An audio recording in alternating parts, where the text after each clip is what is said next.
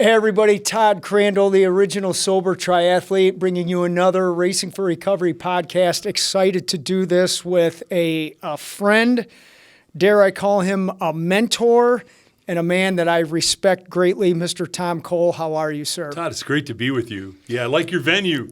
You've got this, we talked about the kind of dark room, and Matt's back there, pulling the levers, and this is cool.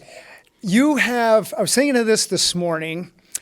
You have been interviewing me for well over 2 decades. Right. And when I was on the Taylor Kia podcast last week, I mentioned you interviewed me for the Racing for Recovery triathlon. Right. And I could tell you were like, when was that? We've done it so many times. Right. Yeah, I interviewed so many times. That was 2003. Wow. So we've had a relationship for a long time. On the Racing for Recovery side, which I don't want to really talk to you about today. I want to get to know you as a person, because with the Coach's Corner, everything you've been doing with broadcasting, give the folks an idea of how you've become or how you became Tom Cole of today. Where did that start? Well, sports was such a big part of your life. Once sports gets in your blood, it's there. I mean, it doesn't go away, and I think that's a good thing. But I played at St. John's football, basketball, track all 4 years. I believe it was all 4 years. Went to Ohio Wesleyan University and played football and basketball. Not bragging, but junior year we won the D2 national championship. But interesting thing there, you might find interesting, Todd. You know how much fate is involved in all of our lives, right? Yes. So I had gone down to Marshall to visit like 4 times. The rules were different then. You could visit, you could work out, you could do it, And they had a great quarterback guy named Ted Shoebridge, and he was a junior. And they wanted me to come down and be his backup for 2 years, and then I would take over the quarterback position. So it was all set. It was done. And we were coming back from the last visit at Marshall, and we stopped in a little place in Delaware, Ohio called the L&K Restaurant. So I'm sitting in the restaurant with my dad. I've got my St. John's leather jacket on. This guy comes up to me, and crew cut top, kind of football-esque looking guy. And he saw the leather jacket and said, "Where are you from?" St. John's High School, da-da-da. We talked, "Well, I've been sending letters to you." Our head coach is a good guy, but he never gave the letters to the kids. They'd be in a drawer someplace. He just didn't do it. He didn't think that was his job. And anyways, so we started chatting, and my dad liked him, and he liked the idea of the education you can get there, and the fact that I could play football and basketball there. I wasn't good enough to play football and basketball on the MAC. It wasn't going to happen. And I enjoyed basketball too. So after a long conversation, a number of correspondence back and forth, I ended up switched and went to Ohio Wesleyan. But I'd known all those kids at Marshall because I stayed with them for 4 weeks. I mean, you stay the weekend. I got to know them all, the coaches.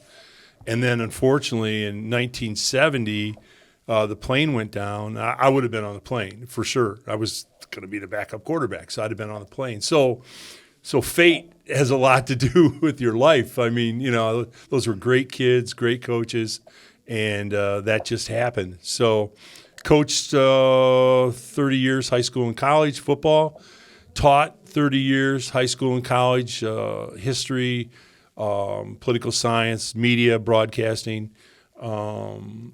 And then I got dumb luck. BCSN came along. Fred Beyer, who's the field at St. John's, is named Fred Beyer Field. Great guy, great coach. And I coached him for many, many years. And he wasn't a media guy. And somebody from BCSN came to him because they were going to start up a broadcast. And they said, "Gee, would you like to do color on 1 game a week?" It was pre the whole BCSN deal. And Fred said, nah, that's not for me. But he said, "I got a guy. He might not be terrible." So he might not be terrible. So they asked me, and my mom had always told me, she's the smartest person I've ever met. And she said, when an opportunity is afforded you, say yes. You find out that either you can do it or you can't do it. You learn, you grow, you become better. So I said yes. So I did that 1 game a week for Buckeye. It was called the Buckeye Cable Game of the Week in football. I did it for 5 years. And then Mr. Block got the idea of BCSN. He wanted to accent the coaches, the teachers, the athletes, the whole, in a positive way. And they said, well, you're already here doing a Buckeye one game a week. I said, you're not terrible. Do you want to do BCSN? So I said, well, yeah. And that turned into 27 years. So, and then I did 27 years there. I do a game here and there, but I kind of got out of it because my grandkids are playing sports. I don't want to come home at 1 o'clock in the morning on Friday night, after the game and all the stuff.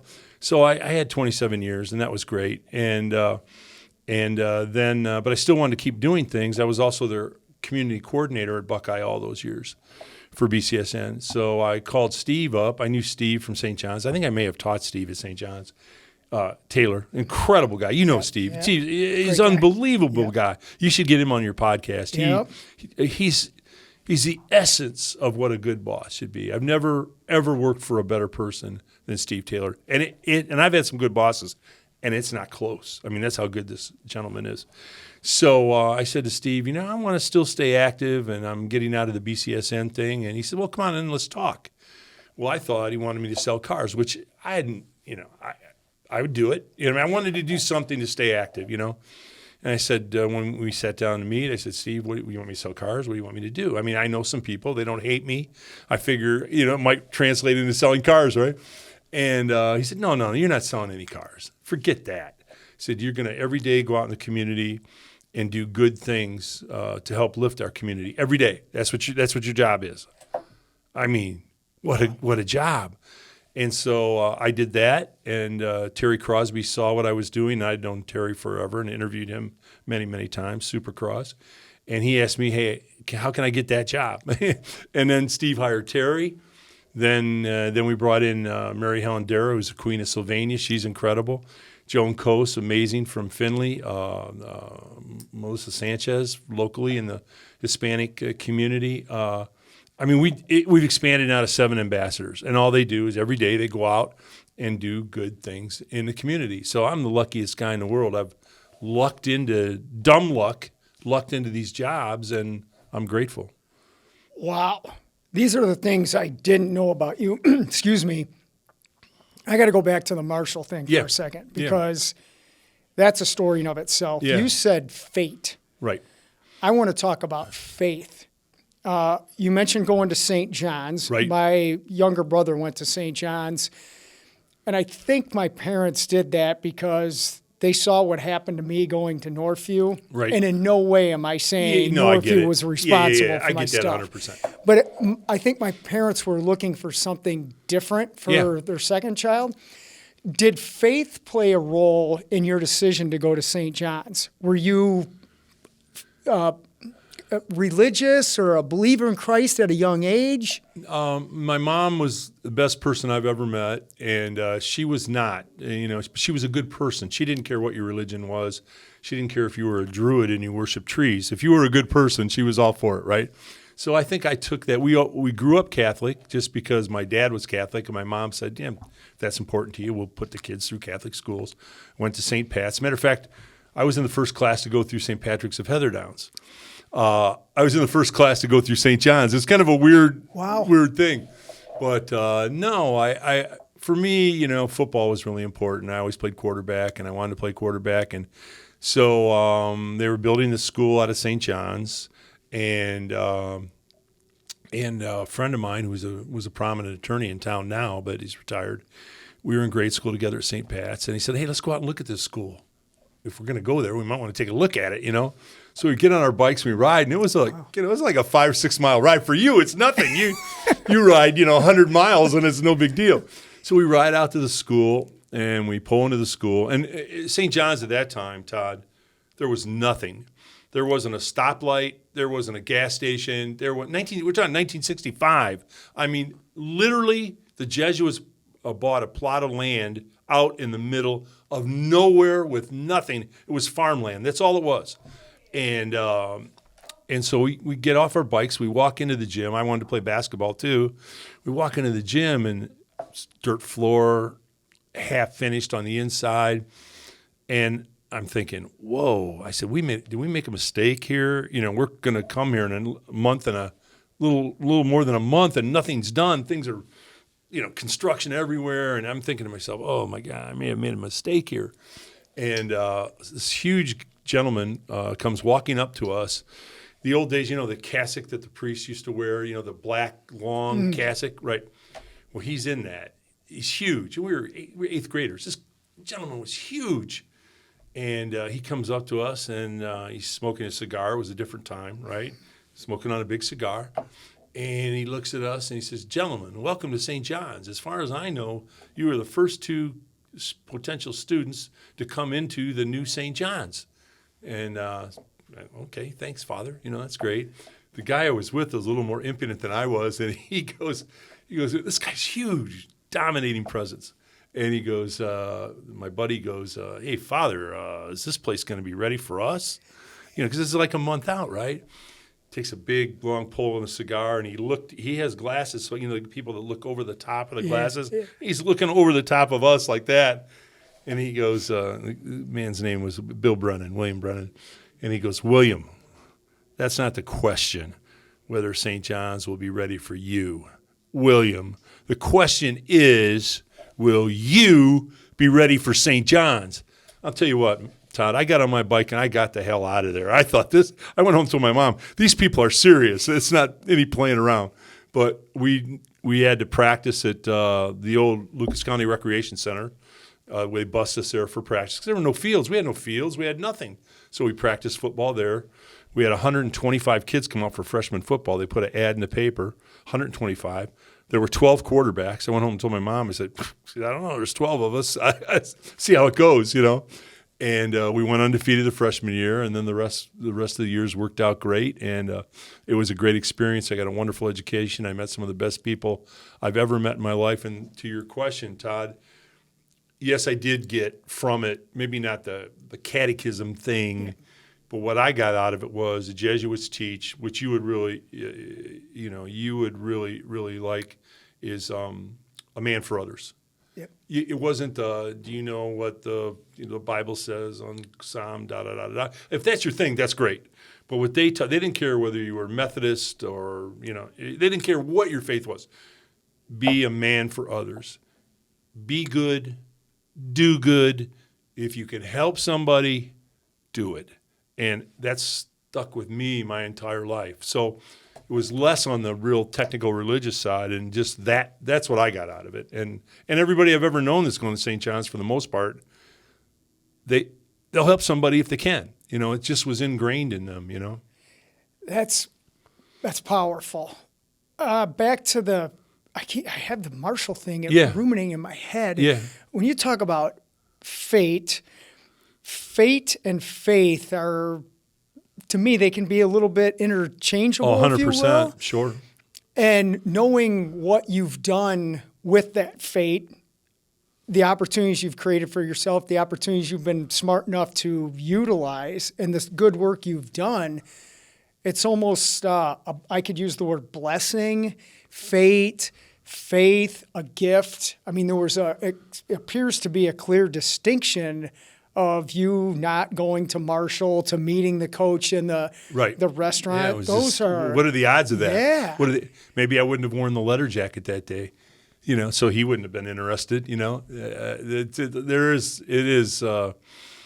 it's interesting. Yes. Yeah, for sure. And I love things like that. And there's stuff that happens at Racing for Recovery like that all the time. If I did a talk somewhere and somebody's brother heard it that then told their cousin, absolutely. And those are powerful things. Absolutely. You've been so successful, and congratulations on Racing for Recovery. I don't know if I tell you that enough, but the work that you and your staff are doing, and Matt's running our video today, doing a great job. We need more people doing that and doing it, correctly, because so many people need help in a myriad of ways, and you've stayed the course. It's like one of your Ironman. You've stayed the distance. Yeah. There's going to be blips up, down, and all around. And I told you when I interviewed you the other day, when you're out front, it's just like being out front in a race, as you've been out in front in a race many, many times. You're going to have people shooting at you. You're going to have people taking shots at you. You're going to have people, because you're out front. And I think jealousy is a human emotion, and people get jealous of people that are out front doing things that maybe they can't do. Instead of encouraging them and saying, keep it up, they take shots. It comes with the territory. As I tell young people that are broadcasters, they criticize me. They said I sound weird and I wasn't prepared and I didn't do that. And they don't like me. And I said, listen, do your job, do it as well as you can, and you'll be just fine. And you start listening to those people.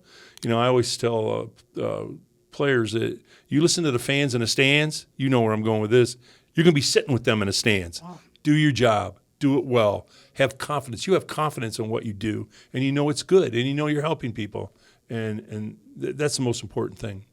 If you were a hockey coach, I would have enjoyed playing for you. Just listening to you right now, here's another question for you.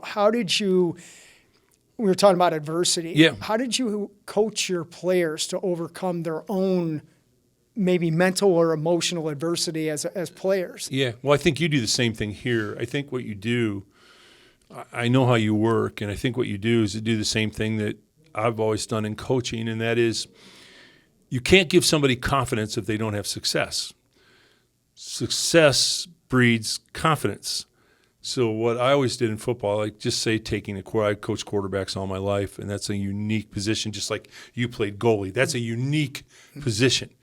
If you're coaching a goalie today and he lets in 15, dingers in the net, he's going to feel real good about himself, but you've got to find a way to put him in a situation where, okay, we're going to go out again, next Wednesday, and okay, you're going to do better, and find somebody that you can do better against. And okay, he gains a little confidence. Then he goes to the next game. Well, I did better there. I can do, you'll keep building on it. I think it's the same way. You tailor the success to the person's abilities. I'm just guessing that you don't do the exact same thing to every person who comes in here but you read them and you say, well, I know what Cole needs. He needs a pat on the back. He's not a guy that I get in his face and yell at him, or, you have to read people. And as successful as you've been, I think you're pretty gosh darn good at reading people. I appreciate that. And you're right. It's almost like, I don't like saying this, but I'm a licensed professional clinical counselor. And right. A lot of times, counselor and coach, it's kind of the same thing. You have to read the person, right? Yeah, and a lot of people aren't good at that, Todd. You're not like this, but they put their own ego into it, and sometimes their ego gets in the way of being able to connect with this person. Like if I'm coaching a quarterback and we're losing, say we lost 5 games in a row or whatever it is, I'm working on developing that youngster. Yeah. I don't care. Those are development processes where I'm sure that you have a step-by-step development process, and I'm sure it isn't perfect. It isn't going to go perfect. It isn't going to be, okay, we had a step back here. Okay, what do? Let's re-huddle. Let's get together, and you lay out a program for them. Okay, you were doing great. Slipped a little bit here. Here's what we need to adjust. I'm sure you do that every day.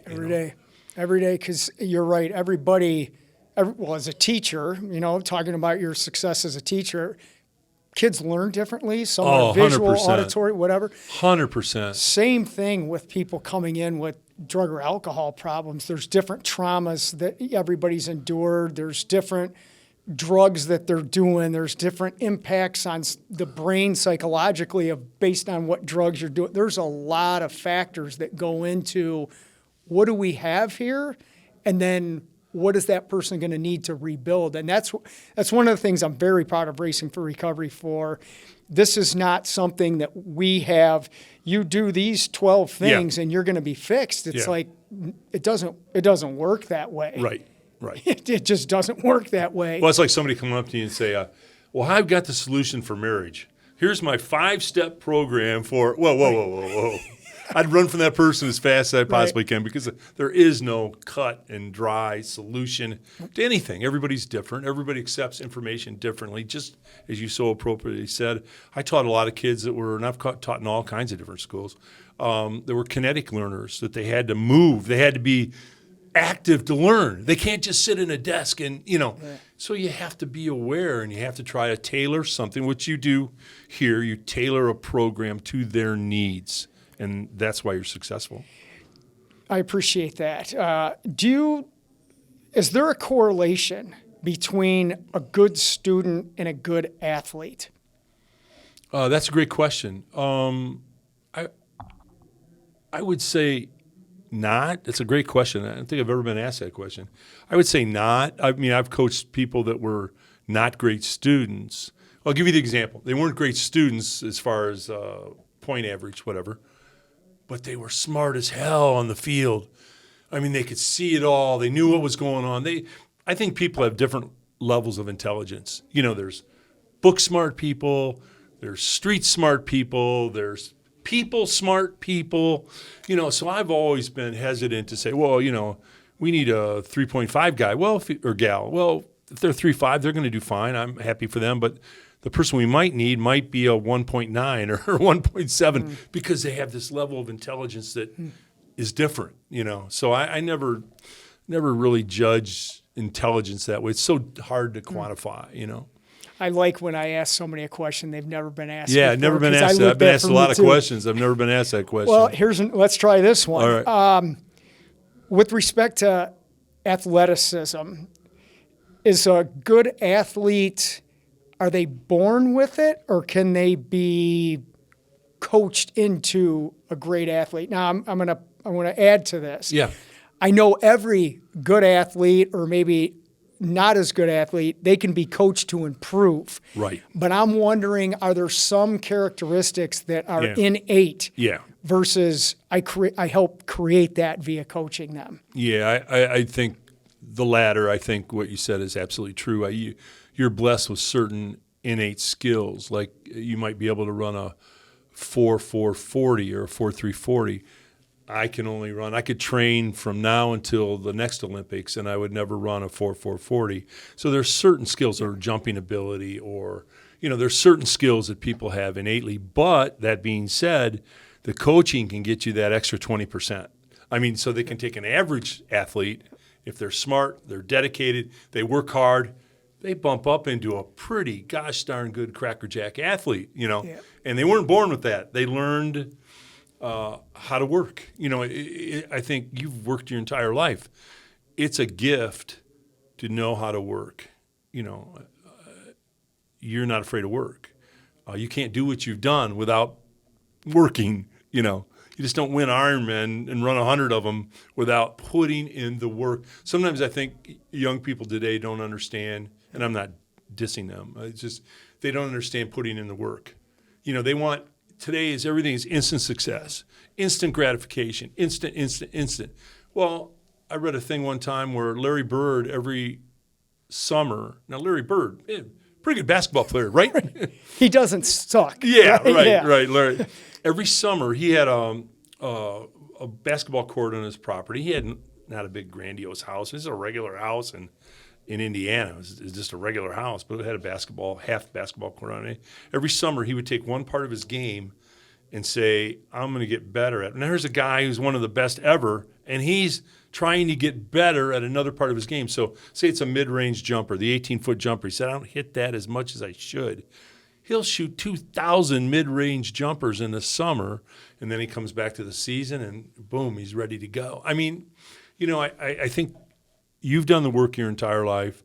I don't know how you give somebody work ethic. That's something I don't know. I don't know how you do that. But I do know the more you work, the luckier you get. People always say, well, that guy was lucky or that gal was lucky. They were lucky. No. Do you know how hard they work? And once you Michael Jordan worked pretty hard. Yes, he was gifted with skills, but his work ethic was off the charts.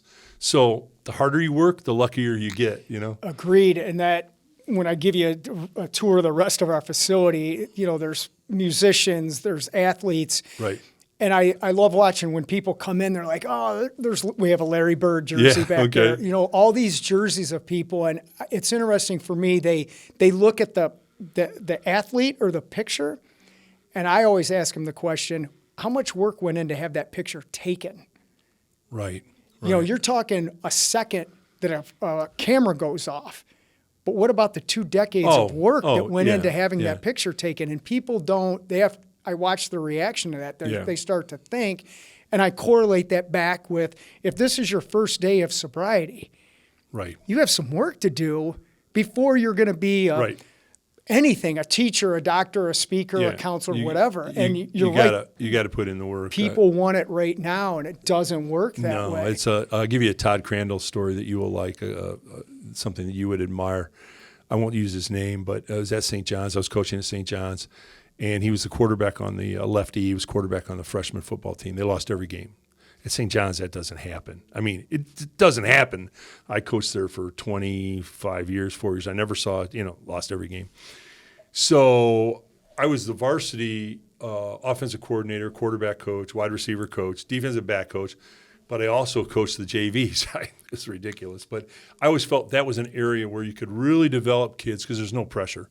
You get 12 people at the games, and, So the kid came up to be the JV quarterback. And a lot of the coaches at St. John's didn't want him. They said he's not an athlete, right? Not an athlete. And he wasn't. But he was smart, and he could do certain things. So I said, no, he's going to be fine. He's going to be fine. Just let me – and I'm not saying it because I worked with him.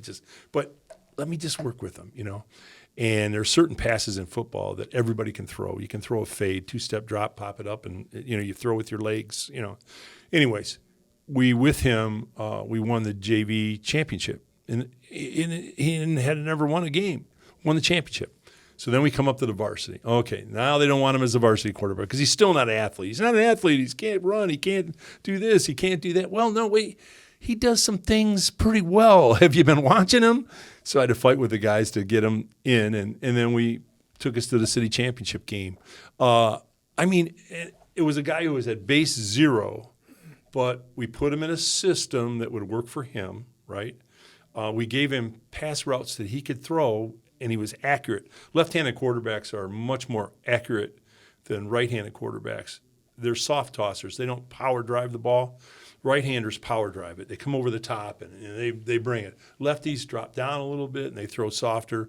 They're more accurate on the intermediate 0 to 15-yard pass. And he was just so accurate. It was unbelievable. But there's a guy nobody wanted. Didn't think anything of, and he led us to 2 city championships. So it shows you the talent is there, and you just have to develop it, right? Yep. Everybody wants, even in coaching, they want, we want this stud, and we want that stud, because they don't have to work hard. I want to develop kids. Let's find out what they can do. Well, there's a theme of what we're talking about today. Whether you're a priest, a counselor, a teacher, a coach. My former hockey coach, Jim Cooper. Guy. Cooper's a great coach. Oh my God. Great coach. I interviewed him a couple of times. He's why I'm in this building. He won't want me to talk about that publicly, but I can't say that he was the most talented or knowledgeable X and O guy of hockey. Right. But he was a good person. And when you have somebody that can motivate you the right way, talk to you the way you need to be spoken to. That's it. The person will take that talent and they'll work for that coach. That to me is what a good coach, a good counselor, a good teacher is. Right. Right? It's 100%. I remember when I was a pharmaceutical sales rep, which I can't even believe I did that for a while, but I remember a doctor telling me, nobody cares how much you know until they know how much you care. And that's true. And that really resonated with me. And that's true in your business anything. Here. Oh, yeah. It's true in my business. Yes. That's been played out. What you just said, Todd, it was so salient point. It's been true my entire life when you're working with young people. They don't care what you know until, as you said, they know that you care. Once they know you care, they'll give you a lot of leeway. Even if you're wrong about something, they'll stick with you. I mean, they'll stay the course. So that's a powerful statement. It really is. Let's talk about your awesome daughter, Christy. Yeah. What she does for our community. Yeah. And then your fondness for Alice Cooper, who you and I have met together. Yeah. Well, talk about Christy's success. She, thank you. She's a magistrate in Sylvania.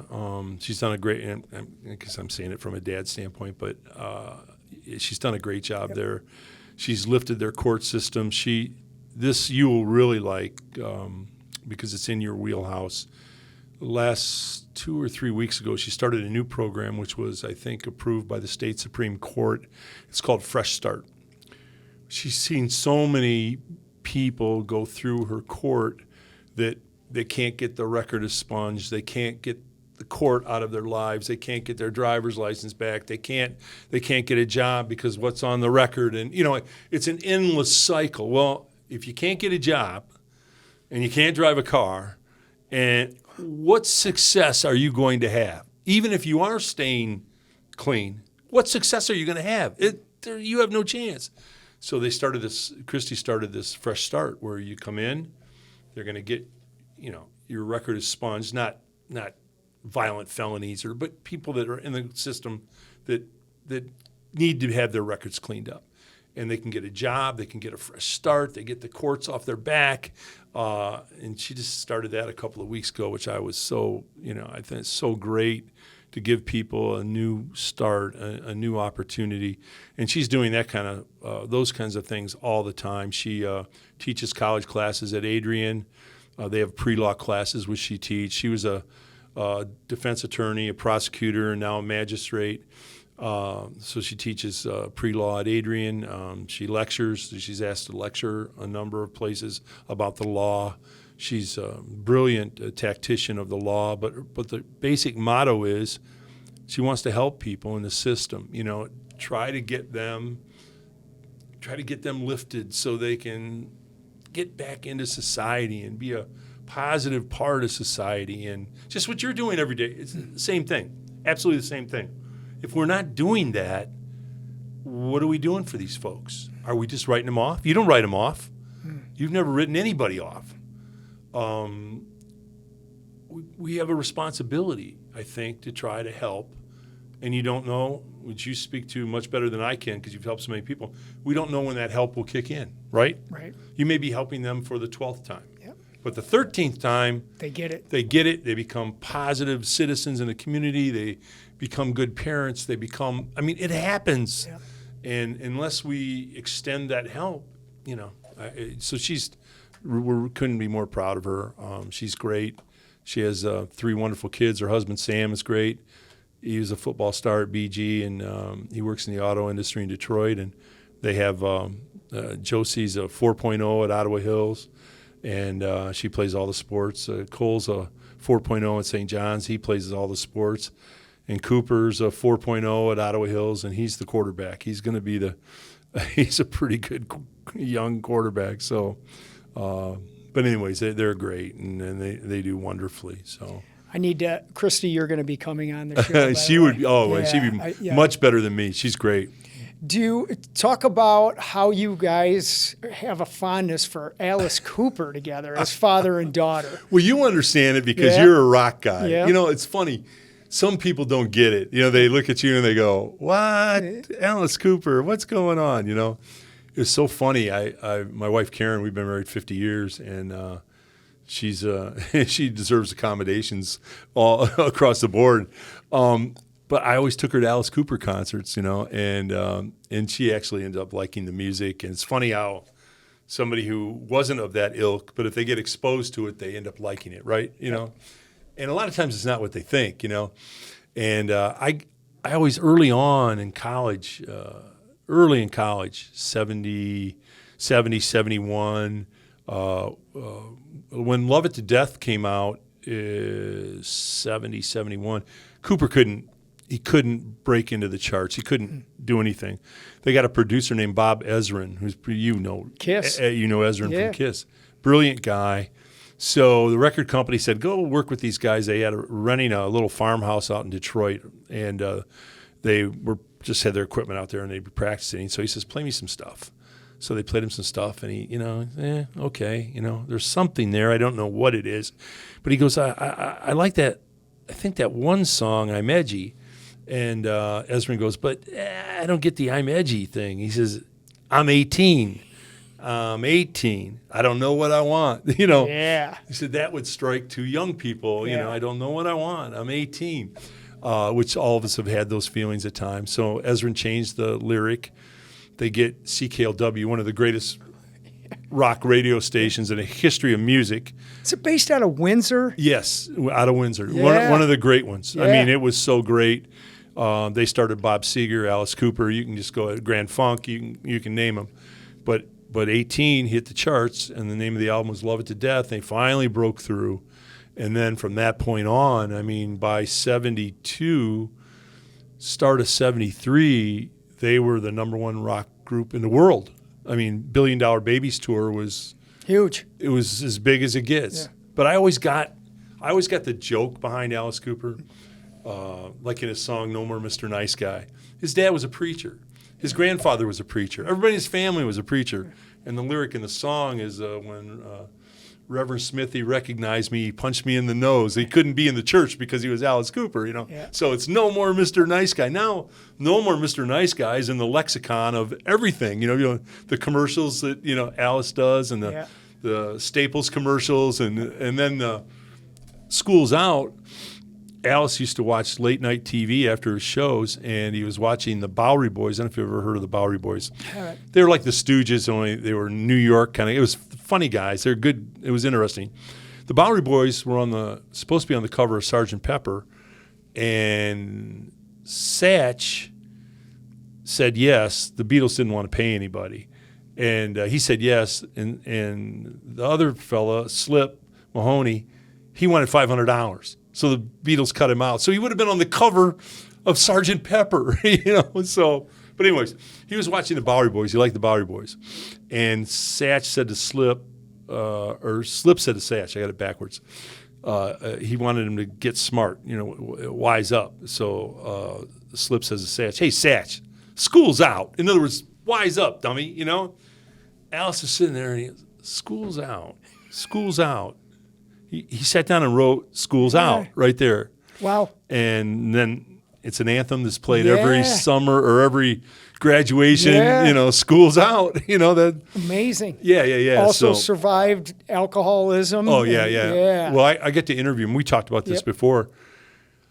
And here's what people don't get. They see the shock rock. First of all, Cooper said, I'm done trying to scare people. He said, you want to scare people, watch CNN. He said, the news is scarier than what I can do on stage. He said, so I don't really try to scare people anymore. I said, his shows are PG.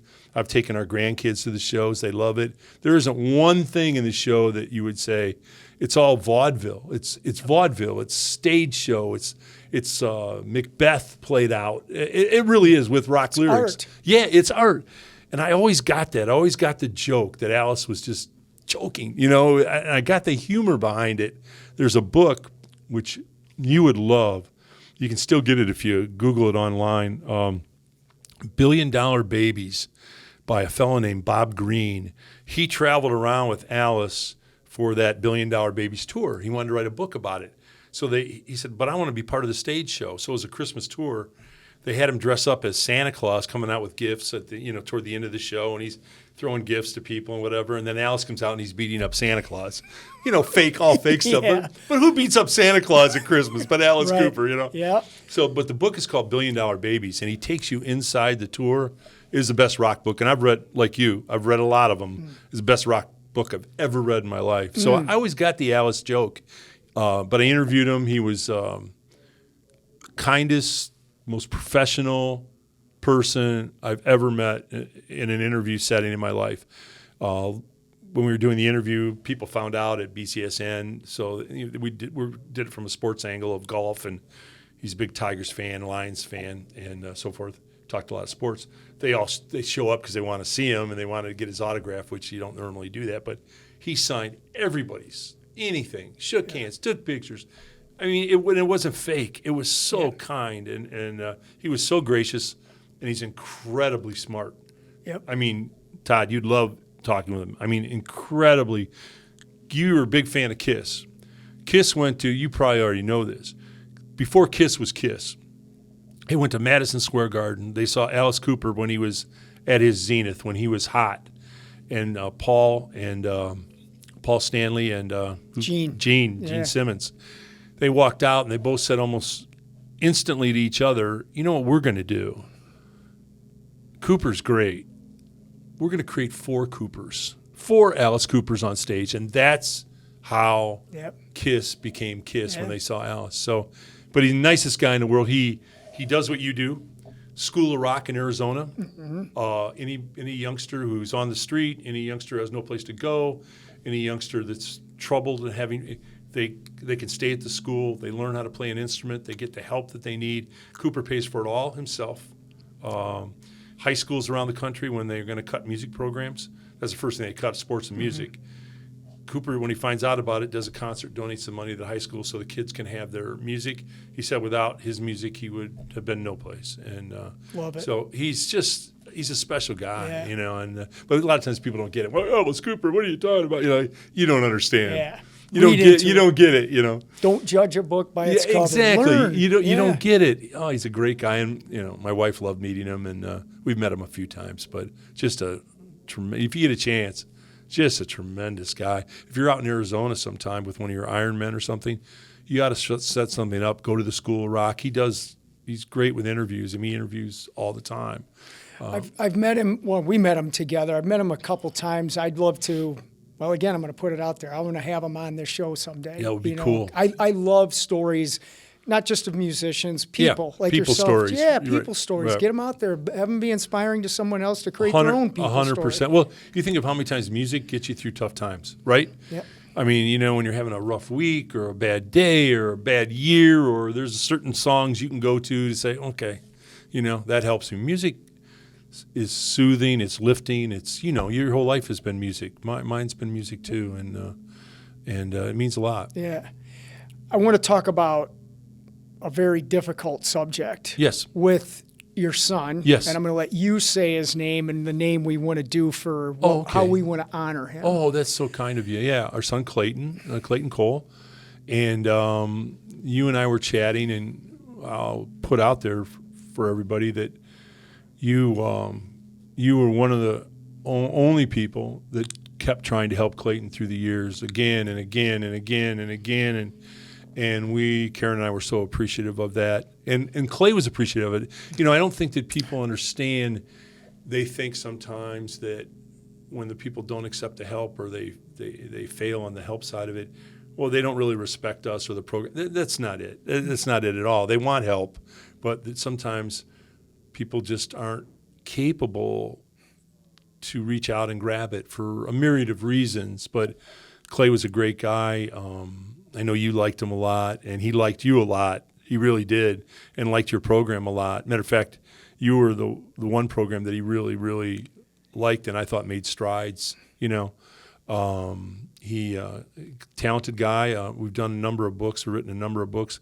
Clay is is one of the main artists in the books that we have put out there. He's a great artist. You know, he was a great artist, good athlete, sweet kid, strong handshake, good smile, good heart, and he'd help you if he could. You know, he just was fighting those demons that, you know, and I'm sure you've seen it again and again, that some people just can't get over the top of, you know, for a myriad of reasons. But Karen and I are so appreciative of what you did for Clay. It was amazing, and he truly loved what you did for him. He really did. I want to. I can't imagine what you're going through with that. I do want to ask you this: is there any suggestions or concepts or anything that you could share to another parent who fortunately has their child still active? Yes. Is there anything you would suggest they do? I got to back up a second, because me asking this, I know you guys did everything you could do. Right. Is there something that you could offer a parent who is in the throes of supporting their loved one, and possibly that you can share with someone who's grieving the loss of their child? Well, the first one first, and again, I can't express enough what you did for Clay, and Karen and I are so appreciative. Clay was so appreciative. He admired you greatly. The one thing I never got, going to a lot of different places, because Clay went to a myriad of rehabs. Some were, you know, I'm not putting anybody down, but some were not good. They were not good. Now, I'm not a professional like you, but I was smart enough to know these aren't good. Yep. And but I'd get the you have to wait till they bottom out. I think that's the one thing that irritated me the most. Wait till they bottom out. Well, I'm not a professional. What is the bottom?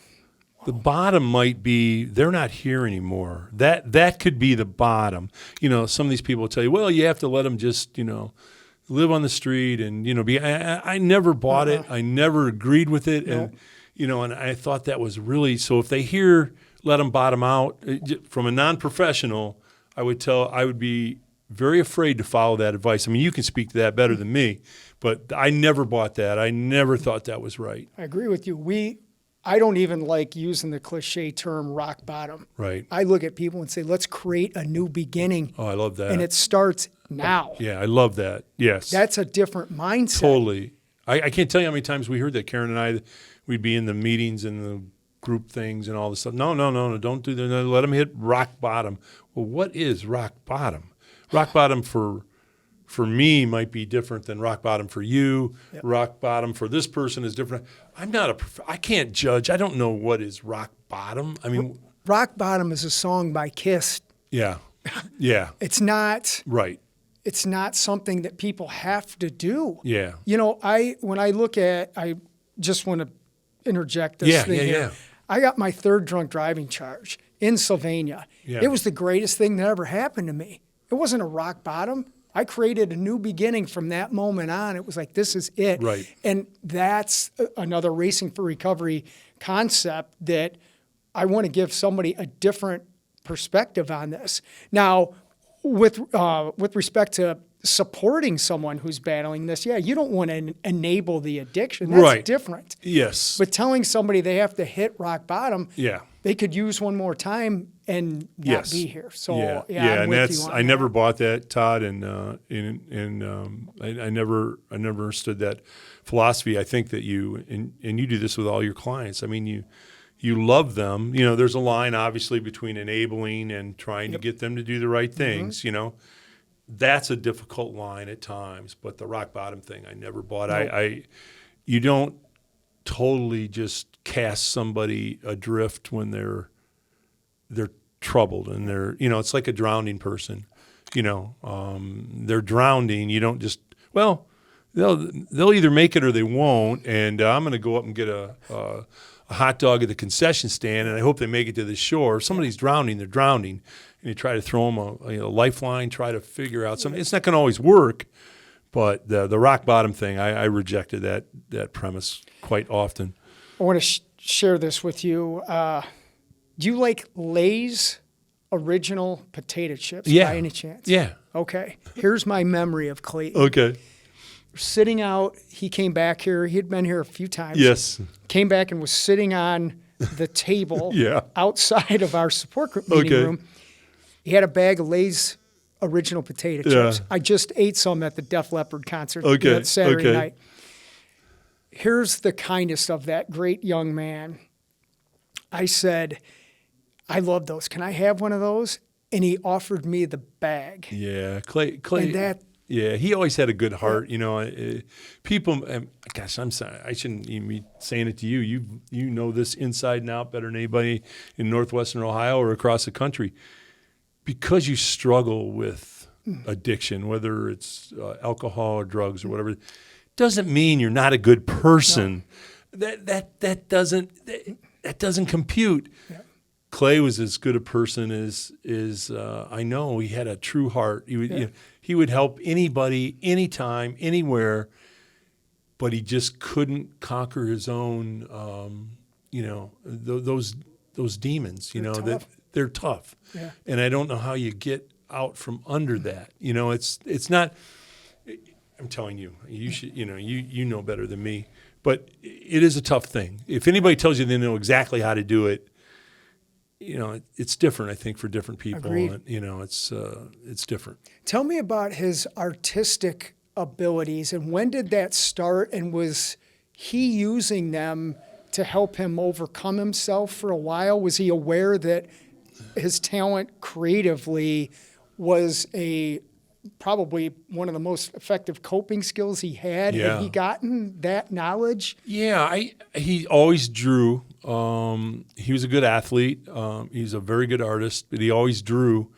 And it's funny. I think what, at least from our view, Karen and I think sometimes when people are involved in drugs and alcohol, that doesn't let them let their true talent show through. Agreed. So I don't think that he realized how good he was. I mean, we've done 4 books now. The last one's called Black in the Pocket, and he did good majority of the pictures on that, and the other books he did good majority of the pictures. I mean, it's wonderful artwork. Yep. He did a picture of John Lennon that we have hanging up in our family room that I'll send you a picture of it. You'd get a kick out of it. He just did it freehand. I mean, it's incredible. It captures Lennon's face, and it captures Lennon, you know. But I don't know that he realized how good he was, you know. And we kept telling him, you know, Clay, you're really good at this. This is something you could do, you know. But I think the drugs masked that for some reason. They don't allow you to see your skills and talents, you know. One of the greatest tragedies, and I know this because I felt it, I'm feeling it right now as you say that, we can't feel it. Right. And that's what low self-esteem, right, drug addiction, right. They turn the light off on a golden beam of light that needs to be shown. Right. We can't see it, but the beauty in that is everyone who is suffering like that has the ability to turn that light switch on themselves. Right. And I don't know. Still, I sit here and the work that Racing for Recovery does, we can offer a myriad of ways of people to turn their own light on, metaphorically. And I don't know why some do, when they do it, why they did it at that time.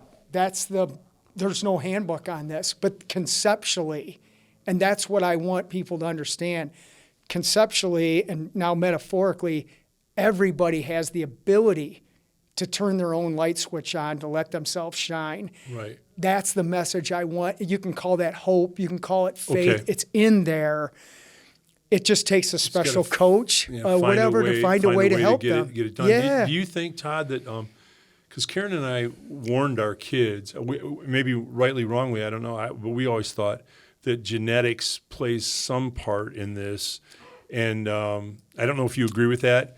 Because we had people in our families, both sides of our families, that had drinking problems. Yep. I mean, serious drinking problems. My dad was an alcoholic. He died at 50, drank himself to death. And his father was an alcoholic. And on both sides of the family, we had that. And we warned the kids that, hey, this is in our gene pool.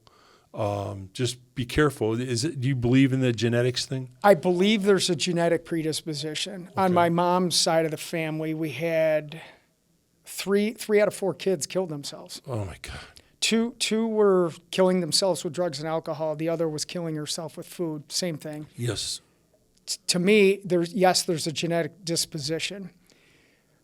I believe that somewhere something happens where we start to lose self-worth. Right. That then a choice to use drugs comes into play that activates the predisposition. A lot of times you'll hear, I was just born this way. This is the way it's supposed to be. I'm like, no, you might have been born with certain traits. Yes. Those traits do not have to be activated. Got it. And that's the difference. If you have gasoline and a match separately, right, there's no problem. Right. You put them together, you're going to have a problem. And that's why I think some incident happens. They have these traits. Sometimes an incident happens to them. Maybe no fault of their own. They're just, and it takes away some of their self-worth in some 100%. Fashion, and then you're in it. You're in it. And that usually for us is some form of trauma. Yeah, and got it. Everybody's trauma is different. Some people, they never want to acknowledge that trauma. Yeah. But I believe, yes, Is that a key to recovery, is acknowledging the trauma? 100%. Okay. It's a difference of those that maybe quit drinking, but they just are miserable even though they're not drinking. Right. I believe and that's what we do here, we help educate people on the impact of trauma, have them understand their own path in that, and then start the recovery process is really the healing process of that trauma while we're implementing a balanced holistic lifestyle and utilizing talent such as artistic ability. That's what we do here. We want to take people who had great qualities that have been buried in drug addiction, remove the drug addiction, help that healing process, and then allow those good qualities to come out and shine. That's what Racing for Recovery does. You know, and you do it so very well. And, you know, it's Karen and I are so appreciative that you had asked me the question about Clayton's Corner. Yes. You're going to allow us Yes. to. I have so many books, lifetime collection of books of history, sports, rock music. I mean, I've got a basement full on shelves everywhere. But you're going to allow us to bring in some books. And what we'll do is call it Clayton's Corner. Yes. And while you were talking, I was thinking about it. We'll do a nice thing that says Clayton's Corner, but then maybe we'll put up, if you're good with it, a picture that he did of John Lennon, because it really kind of when I see it, it speaks of Clay. You know, Yes. how the artistic talent, Clayton's Corner, and I'm excited. We're gonna about do that. it. And he would love that. Did he draw a self-portrait by any chance? You know, I don't think I ever saw Okay. one that he did. No, he drew a lot of things, but I never saw a self-portrait. That would have been great to put up with it, but Yeah. we're going to do something. That's why you're here. Or we'll just take a picture Yep. of Clay and put it up there. Yeah. Maybe even that'd be better. Yep. You know, Okay. but we appreciate you Yeah. thinking of Clay. Clay would, I think he probably knows, and I believe in that kind of thing. Me too. And I believe in that very much so. We'll have a basket of Lay's potato chips out there for people to take while I they're love reading. You know that. what I mean? We will. We can set that up there and do that. I love that. Yeah. Oh, that's so of cool. all the things that I know we talked to him about, Yeah. that's the thing I remember. Yeah. Lay's Well, potato chips. Yeah, You know? that's so funny. Yeah. That's very, very funny. You're a good man, Todd. That anybody that's watching this, if you have a book or any type of literature you want to bring down to Racing for Recovery, please do so, and we're going to Yeah. get this going. That'd be very cool. I appreciate you being here today. Hey, I had a great time. Thank you so much. You're welcome. Watch this. Please share it. Please share it with a family member who is battling addiction. Contact Racing for Recovery. Let's get you the help that you deserve. Until next time, have a great day and be kind to yourself and be kind to others.